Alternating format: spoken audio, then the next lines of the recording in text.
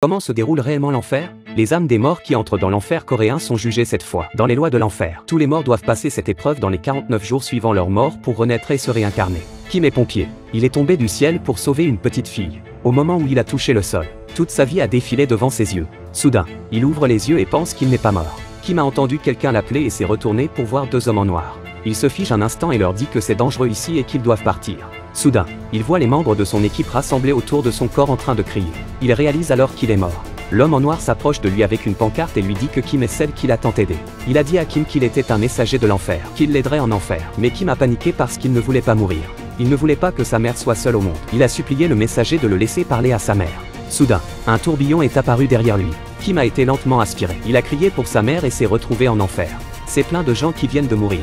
Ici, il doit passer par les 7 péchés capitaux. Il sera réincarné s'il est déclaré non coupable. Les 3 messagers de l'enfer se rencontrent ici. Le premier messager appelle Kim, mais celui-ci ne veut pas lui parler, parce qu'il était de mauvaise humeur. En enfer, il bénéficie de privilèges spéciaux et d'une priorité dans tout ce qu'il fait. La porte de l'enfer s'ouvre et le mot « justice » apparaît au-dessus d'elle. Le premier obstacle est l'enfer du meurtre. Le messager de l'enfer dit à Kim, les 7 épreuves vont de la plus légère à la plus lourde.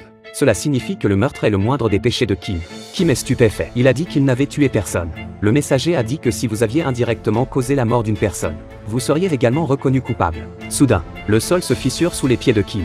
C'était comme un grand volcan sous le sol. Les coupables y subiront des brûlures. Kim a vu quelqu'un sur le point de tomber et s'est précipité pour le sauver. Un homme à l'air féroce est apparu et a crié à Kim. C'était le juge relégué de l'enfer. Il a interrogé Kim. Pourquoi n'a-t-il pas sauvé ses coéquipiers lors d'un incendie? Alors qu'il en avait le temps, cela a entraîné la mort du membre de l'équipe. Kim s'est senti coupable et n'a rien dit. Le messager qui l'a défendu l'a aidé à découvrir la vérité. Il s'est avéré que ses coéquipiers avaient dit à Kim de sauver d'abord les autres. Kim venait d'essayer de sauver ses coéquipiers après avoir sauvé 8 personnes. Il était déjà trop tard. Le juge connaissait la vérité et a déclaré Kim non coupable. Ils ont franchi le premier niveau. Ils ont ensuite traversé le Styx en bateau. Le messager de l'enfer a dit à Kim, le prochain niveau est l'enfer de la paresse. Le juge jugera si tu as perdu ton temps et si tu as vécu pleinement ta vie. Le juge de ce niveau n'a pas engagé de poursuite et a même été impressionné par Kim. Elle a applaudi et a demandé à Kim pourquoi elle travaillait si dur. Kim a répondu que c'était pour l'argent. Cette réponse a refroidi le juge. Et le messager de l'enfer a paniqué. En enfer, l'argent est considéré comme un faux dieu. Si l'on croit en l'argent, c'est aussi un péché. Le juge Chukang a ordonné que le radeau de Kim soit expulsé. Comment se déroule réellement l'enfer? Les âmes des morts qui entrent dans l'enfer coréen sont jugées cette fois. Dans les lois de l'enfer, tous les morts doivent passer cette épreuve dans les 49 jours suivant leur mort pour renaître et se réincarner. Kim est arrivé au 2e niveau. Il a tourné la tête et a vu un grand carrousel sous la cascade. D'innombrables personnes couraient dessus. Et si elles ne pouvaient pas courir, elles seraient écrasées. Ces paresseux ne pouvaient que continuer à courir. Les 2 messagers se sont précipités. Ils ont tenu le radeau et ont montré au juge la vie de Kim. Il s'avère que Kim doit travailler tous les jours, ajouter du carbone aux clients et livrer des légumes les jours fériés.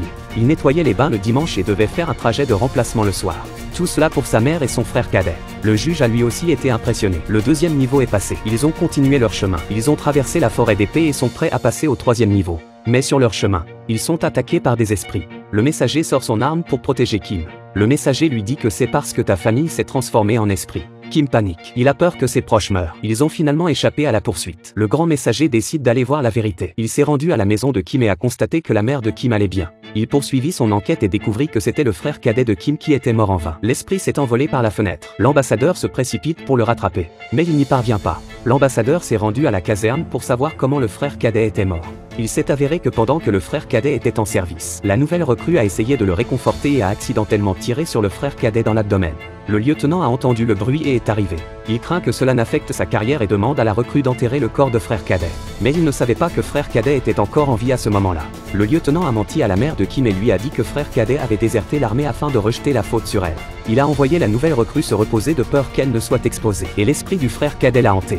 La nouvelle recrue est dans un bar. Le frère cadet a essayé de frapper la recrue avec une lampe. Au lieu de cela, il a vu le messager et s'est enfui précipitamment. Le messager l'a poursuivi jusqu'à un bâtiment. Il a lancé son épée. L'épée s'est transformée en plusieurs chaînes qui se sont enroulées autour du bâtiment et du frère cadet. Mais la haine du frère cadet était trop forte. Tout le bâtiment a perdu de sa puissance à cause de lui. C'est alors que la nouvelle recrue arrive à la maison du frère cadet. Il y jette une carte. Elle indique l'endroit où enterrer le frère cadet. La recrue choisit un chemin désespéré. L'esprit de frère cadet apparaît soudain et demande au messager de le sauver. Le messager dit qu'il ne peut rien faire. Le frère cadet dit qu'il peut retourner avec lui dans le monde souterrain. Le messager accepte et sauve le nouveau soldat. Le frère cadet dit à la recrue: par l'intermédiaire du messager, de bien vivre. Kim a traversé plusieurs enfers. Parmi eux, l'enfer du mensonge, l'enfer de l'iniquité, où la glace enferme les prisonniers, l'enfer de la trahison, où les pécheurs sont emprisonnés par des miroirs. Kim les a tous traversés.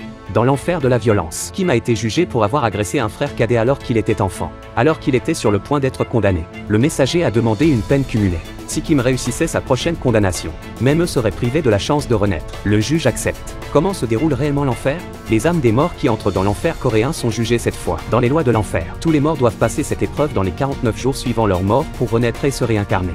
Ils accèdent au niveau final, l'enfer du ciel et de la terre. C'est là que sont commis les péchés contre les êtres chers. Mais il est confronté au plus grand châtiment de tous. Le dernier enfer représente le plus grand péché. Il s'avère qu'il a essayé de faire du mal à toute sa famille. Il n'y avait aucun espoir pour lui à l'époque. Sa mère était très malade. Frère cadet souffrait de malnutrition. Mais il a résisté. Il a eu des remords et a quitté la maison pour travailler dur pour gagner de l'argent. La culpabilité qu'il a ressentie l'a empêché de rentrer chez lui. Et du côté du frère cadet, maman a vu la carte et s'est accrochée à une pancarte. Elle est venue à la caserne pour défendre frère cadet. Le lieutenant, qui est l'assassin, se précipite sur elle et lui dit d'aller se faire voir. Il pousse maman dans l'inconscience. Le frère cadet voit sa mère s'évanouir. Il brûlait de rage. La peau de son visage s'est détachée et il est devenu un fantôme.